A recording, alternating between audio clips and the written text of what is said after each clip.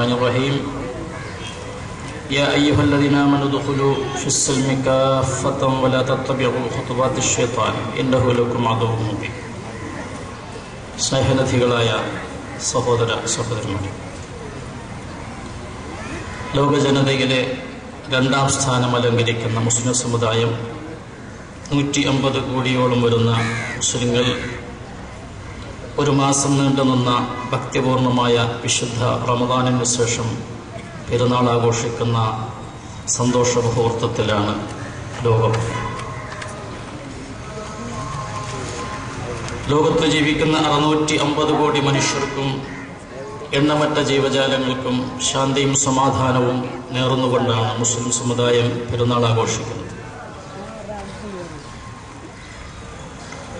ഒരു സമുദായം എന്ന നിലക്ക് 2 തരത്തിലുള്ള പ്രശ്നങ്ങളാണ് മുസ്ലിങ്ങൾ അഭിമുഖീകരിക്കുന്നത്. ഒന്ന്, പുറമേ നിന്നുള്ള വളരെ ജുഗുപ്സാവഹമായിട്ടുള്ള അവർക്ക് നേരെയുള്ള കടന്നാക്രമണങ്ങളാണ്. മറ്റൊന്ന്, അവർക്കിടയിൽ തന്നെയുള്ള ആഭ്യന്തര പ്രശ്നങ്ങളാണ്. ഈ 2 പ്രശ്നങ്ങളാണ് മുസ്ലിം സമുദായത്തിന് അഭിമുഖീകരിക്കാനുള്ളത്. പുറമേ നിന്നുള്ള പ്രശ്നങ്ങൾ രൂക്ഷമായി കൊണ്ടിരിക്കുന്ന ഒരു സന്ദർഭമാണ്.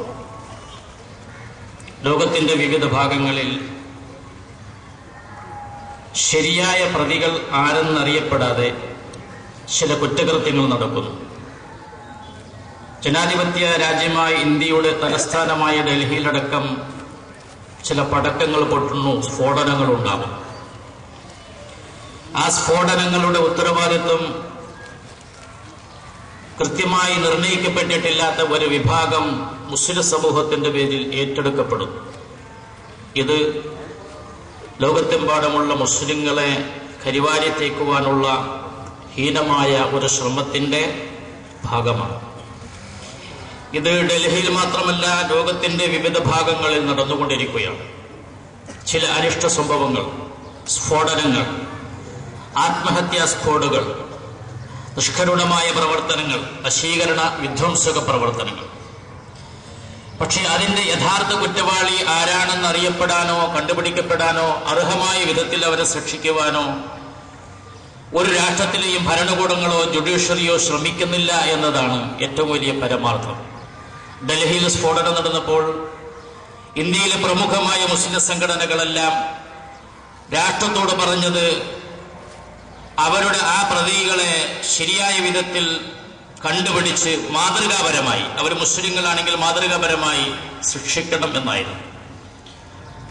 പക്ഷെ ആ സ്ഫോടനത്തിന്റെ യഥാർത്ഥ കരങ്ങൾ ആരാണ് എന്ന് അതിന്റെ അടിസ്ഥാനത്തിലേക്ക് ഇറങ്ങിച്ചെന്നുകൊണ്ട് സത്യസന്ധവും ക്രിയാത്മകമായ ഒരു അന്വേഷണം നടത്തി അതിന്റെ പ്രതികൾ പുറത്തു കൊണ്ടുവന്ന് നിരപരാധികൾ പീഡിപ്പിക്കപ്പെടുകയും പിടിക്കപ്പെടുകയും ചെയ്യുന്നതിൽ നിന്ന്, ഒരർത്ഥത്തിൽ മുസ്ലിം സമുദായം അതിന്റെ പേരിൽ വേട്ടയാടപ്പെടുന്നതിൽ നിന്ന് അവരെ മോചിപ്പിക്കുവാനും വിമുക്തമാക്കുവാനുമുള്ള ആത്മാത്മായ ഒരു ശ്രമം ഭരണകൂടത്തിൽ നിന്ന് പോലും ഉണ്ടാവുന്നില്ല, ജനാധിപത്യ ഭരണകൂടത്തിൽ നിന്ന് പോലും ഉണ്ടാവുന്നില്ല എന്നതാണ്, മതേതര ഭരണകൂടത്തിൽ നിന്ന് പോലും ഉണ്ടാവുന്നില്ല എന്നതാണ് മുസ്ലിങ്ങൾ അനുഭവിക്കുന്ന ഒരു പ്രയാസം. മറ്റൊന്ന് ആഭ്യന്തരമായിട്ടുള്ള പ്രശ്നമാണ്. മുസ്ലിങ്ങൾ എന്ന് പറയുന്ന 150 കോടിയോളം വരുന്ന അംഗസംഖ്യ അവരുടെ ഇസ്ലാമിൽ നിന്ന് ഒഴിഞ്ഞുപോയിക്കൊണ്ടിരിക്കുകയാണ്. മഹത്തായ ഉന്നതമായ അവരുടെ ഇസ്ലാമിന്റെ പൈതൃകത്തെയും അത്യുത്തമായ അതിന്റെ സംസ്കാരത്തെയും അതിന്റെ ജീവിത വീക്ഷണത്തെയും അത് ഉൾക്കൊള്ളുന്ന വിശ്വാസ ആചാരങ്ങളെയും കൈയൊഴിച്ചുകൊണ്ട് ഇസ്ലാമിക വിരുദ്ധമായ പാശ്ചാത്യരും ഇസ്ലാമിന്റെ ശത്രുക്കളുമായുള്ള ആളുകൾ സൃഷ്ടിച്ചെടുത്തൊരു സംസ്കാരത്തെ ആത്മാർത്ഥമായി പുൽകുവാൻ സന്നദ്ധമാവുന്ന ഒരു വിഭാഗത്തെയാണ്, നല്ലൊരു വിഭാഗത്തെയാണ് മുസ്ലിങ്ങൾക്കിടയിൽ നാം കാണുന്നത്. അപ്പോൾ ഈ 2 പ്രശ്നങ്ങളാണ് മുസ്ലിം സമുദായം ഇന്ന് നേരിടുന്നത്. ഒന്ന്, ബാഹ്യമായ എതിർപ്പുകൾ. 2, ആഭ്യന്തരമായ അതിന്റെ പ്രശ്നങ്ങൾ. ഈ ആഭ്യന്തര പ്രശ്നങ്ങളിൽ അവരുടെ ശൈഥില്യമുണ്ട്, അവരുടെ ഐക്യത്തെ തകർക്കുന്ന പ്രശ്നമുണ്ട്, അവരുടെ വിശ്വാസത്തെ നശിപ്പിച്ചെടുക്കുന്ന പ്രവണതയുണ്ട്, അവരുടെ സംസ്കാരങ്ങളെയും പാരമ്പര്യങ്ങളെയും കൈയൊഴിക്കുന്ന പ്രശ്നങ്ങളുണ്ട്. ഇതെല്ലാം ഇവിടെ അവർക്കിടയിൽ തന്നെ നടന്നുകൊണ്ടിരിക്കുകയാണ്. ഈ 2 പശ്ചാത്തലങ്ങൾ വെച്ചാണ് മുസ്ലിം സമുദായത്തെ ലോകം കാണേണ്ടത്. സുദീർഘമായ ഒരു പ്രസംഗത്തിന്റെ സമയമല്ല. വളരെ വ്യക്തമായിട്ട് ലോകത്തിനറിയാം, മുസ്ലിം സമുദായത്തിലെ ഉത്തരവാദപ്പെട്ടവരും ഇസ്ലാമിനോട് ആത്മാർത്ഥത വെച്ചു പുലർത്തുന്നതുമായ ചെറുപ്പക്കാരും അല്ലാത്തവരുമായ ആളുകൾ വിധ്വംസക നശീകരണ പ്രവർത്തനത്തിൽ വ്യാപൃതമാവുകയില്ല എന്ന്. ഒരു രാജ്യത്ത് നിലനിൽക്കുന്ന മതസൗഹാർദ്ദവും സ്നേഹവും ഐക്യവും രഞ്ജിപ്പും യോജിപ്പും അനുകൂലമായ സാഹചര്യവും തകർക്കാൻ ആധികാരികമായി ഇസ്ലാമിനെ പ്രതിനിധീകരിക്കുന്ന അതിന് സ്നേഹിക്കുന്നവരാരും സന്നദ്ധമാവുകയില്ല എന്ന്. ഏതാനും വികാരജീവികൾ എവിടെയെങ്കിലും എന്തെങ്കിലും കൊളുത്തിവിടുന്നുണ്ടെങ്കിൽ അതിന് ഉത്തരവാദി ഈ പ്രബലമായ സമുദായമല്ല എന്ന്. ഇന്ത്യ രാജ്യത്തെ സംബന്ധിച്ച് ഇന്ത്യയുടെ ഭരണകൂടത്തിനും ഇന്ത്യയുടെ ജുഡീഷ്യറിക്കും ഇന്ത്യയിലെ ഉദ്യോഗസ്ഥന്മാർക്കും ഇന്ത്യ രാജ്യത്തിന് നേതൃത്വം കൊടുക്കുന്ന മുഴുവൻ രാഷ്ട്രീയ പാർട്ടികൾക്കും അറിയാം, ഇവിടുത്തെ പ്രബല ന്യൂനപക്ഷമായ മുസ്ലിം സമുദായം നശീകരണ പ്രവർത്തനങ്ങളുമായിട്ട് ബന്ധപ്പെടുന്നവരല്ല. ഈ രാജ്യത്തിന്റെ ഒരുമക്കും ഈ രാജ്യത്തിന്റെ ഐക്യത്തിനും അതിന്റെ കെട്ടുറപ്പിനും അതിന്റെ ജനാധിപത്യ സ്വഭാവത്തിനും അതിന്റെ സ്വാതന്ത്ര്യത്തിനും വേണ്ടി മഹത്തായ സേവനങ്ങൾ അനുഷ്ഠിക്കുന്നവരും അതിനുവേണ്ടി നിലനിൽക്കുന്നവരുമാണ് എന്ന് ഇവിടെയുള്ള പരക്കെ അറിയപ്പെട്ടിട്ടുള്ള കാര്യമാണ്. ഇന്നും അവരുടെ ജീവിത രീതി കൊണ്ട് അവർ തെളിയിക്കപ്പെട്ടിട്ടുള്ള കാര്യമാണ്.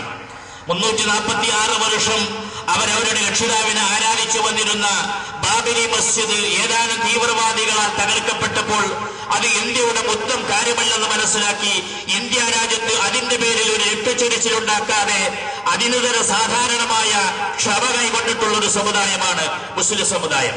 ഈ സംഭവം ലോകത്ത് മറ്റേതെങ്കിലും ഒരു രാഷ്ട്രങ്ങളിലാണ് നടന്നതിരുന്നെങ്കിൽ 1992 മുതൽ ഇന്നുവരെയും ഈ രാജ്യത്തൊരു സ്വസ്ഥതയും സമാധാനവും നിലനിൽക്കില്ലായിരുന്നു. ഈ രാജ്യത്തിന്റെ തെരുവീതികളും ഈ രാജ്യത്തിന്റെ പല പ്രദേശങ്ങളും ചുട്ടുചാമ്പലാകാൻ അത് മാത്രം കാരണമാകുമായിരുന്നു. പക്ഷേ മുസ്ലിം സമുദായം തന്മയത്വത്തോടെ അവധാനതയോടെ ആ കാര്യത്തെ കാണുകയും അത് ചില വികാര ജീവികളിൽ നിന്ന് മാത്രമുണ്ടായതാണ് എന്നും ഈ രാജ്യത്ത് പ്രബല വിഭാഗമായ ഹിന്ദു സമുദായത്തിന്റെ മൊത്തം വികാരമല്ലെന്ന് മനസ്സിലാക്കി ക്ഷമിക്കുകയും സഹിക്കുകയും ചെയ്തിട്ടുള്ളവരാണ് യഥാർത്ഥത്തിൽ മുസ്ലിങ്ങൾ. മുസ്ലിങ്ങളല്ലാത്ത ഇന്ത്യയിൽ ഒരുപാട് എഴുത്തുകാർ, ചിന്തകന്മാർ മുസ്ലിം സമുദായത്തിന്റെ ആ വിഷയത്തിലുള്ള ക്ഷമയിൽ അത്ഭുതം പ്രകടിപ്പിക്കുകയും നന്ദി രേഖപ്പെടുത്തുകയും ചെയ്തിട്ടുണ്ട് എന്ന് ഈ രാജ്യം ഭരിക്കുന്ന ഭരണാധികാരികൾക്കും നിയമപാലകർക്കും വളരെ വ്യക്തമായിട്ട് അറിയാവുന്നതാണ്. അതുകൊണ്ട് മുസ്ലിങ്ങൾ ഇന്ത്യ രാജ്യത്ത് മാത്രമല്ല ഒരു സ്ഥലത്തും ഒരിക്കലും തീവ്രവാദികളോ സ്ഫോടനം ചെയ്യുന്ന ആളുകളോ അല്ല. അതിനുവേണ്ടി നിലവിൽ വന്നിട്ടുള്ളത് യാതൊരു തരത്തിലുള്ള ജനപിന്തുണയുമില്ലാത്ത, മുസ്ലിം സമുദായത്തിന്റെയും മുസ്ലിം സംഘടനകളുടെയും പിന്തുണയില്ലാത്ത, മുസ്ലിം സമുദായം ഏൽപ്പിക്കപ്പെട്ടിട്ടില്ലാത്ത, യാതൊരു തരത്തിലുള്ള ഉത്തരവാദിത്വമില്ലാത്ത, മുകളും താഴെയുമില്ലാത്ത, അഡ്രസ്സും അടിസ്ഥാനവുമില്ലാത്ത ചില ഒറ്റപ്പെട്ട വ്യക്തികൾ മാത്രമാണ്. അതിന്റെ പേരിൽ ഈ സമുദായത്തെ ആകമാനം വേട്ടയാടരുത് എന്നാണ്, തെറ്റിദ്ധരിക്കരുത് എന്നാണ്, എതിർപക്ഷത്തേക്ക് ചേർക്കരുത് എന്നാണ്, അതിന്റെ പേരിൽ അവർ പിടിക്കപ്പെടരുത് എന്നാണ്. നിരപരാധികൾ കൊണ്ടുപോയി അവരെ പോലീസ് സ്റ്റേഷനിലും മറ്റുമായിട്ട് കോടതികളിലും ജയിലുകളുമായിട്ട് അവരെ തുറുങ്കിലടക്കരുത് എന്നാണ്, അവരുടെ കുടുംബത്തെ അനാഥകളാക്കരുത് എന്നാണ് ഉത്തരവാദപ്പെട്ടവരോട് മുസ്ലിം സമുദായത്തിന് പ്രത്യേകിച്ച് ഉണർത്തുവാനുള്ളത്. നിങ്ങൾക്കറിയാം ഈ രാജ്യത്തിന്റെ സ്ഥിതി എന്താണ്.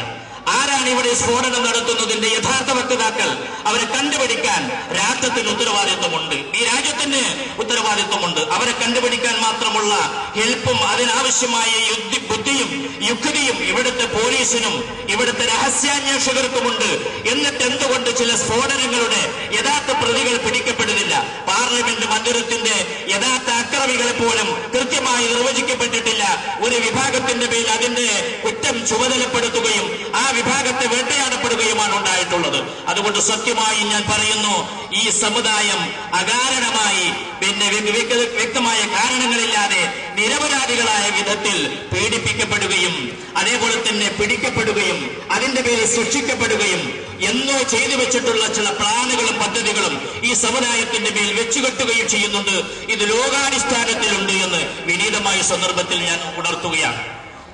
സെപ്റ്റംബർ 11 അമേരിക്കയുടെ ട്രേഡ് സെന്റർ നശിപ്പിക്കപ്പെട്ടു. ആ ട്രേഡ് സെന്റർ നശിപ്പിക്കപ്പെട്ടതിന്റെ യഥാർത്ഥ കുറ്റവാളികളെ ലോകത്തിലെ ഏറ്റവും വലിയ സാങ്കേതിക വിദ്യകളുള്ള ഏറ്റവും വലിയ ചാരസംഘടനയുള്ള ഈ അമേരിക്കയ്ക്ക് കൃത്യമായിട്ട് അതിന്റെ പ്രതികളാരാണ് എന്ന് ഈ കഴിഞ്ഞ 15-16 വർഷങ്ങൾക്കിടയിൽ കണ്ടുപിടിക്കാൻ സാധ്യമായില്ല എന്നത് വളരെ ശക്തമായിട്ടുള്ള